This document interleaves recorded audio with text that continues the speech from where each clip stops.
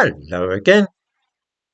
I rather think that most of us have been aware for some time that there are an awful lot of foreigners in this country who are living on social security payments of various kinds.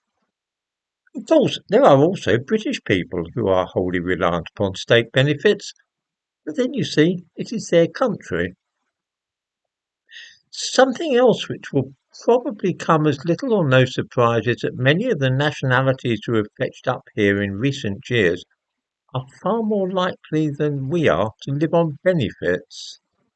Half of all the people in Britain from the Congo, for instance, are unemployed and living on social security. A conservative estimate for the cost of all those foreigners living on our generosity is over £7 billion a year. This is a lot of money. I expect that most viewers remember last year when the winter fuel payments for pensioners were abolished for almost all old people. The grounds for doing this were that the country was in such a desperate financial crisis that we simply could not afford anymore to fritter away money by helping old people with their ruinously high electricity and gas bills.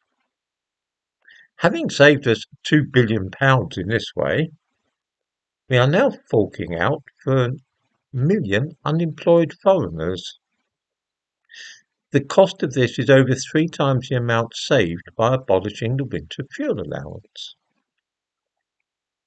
As though that were not enough, there are now persistent rumours that the state pension is probably going to be means tested in the future.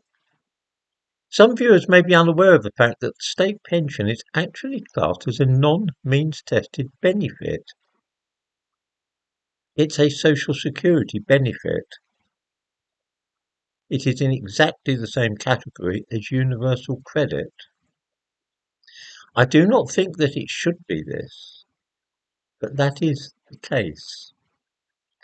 When you see all the talk today about Parliament discussing saving on benefits, the pension is part of that whole affair.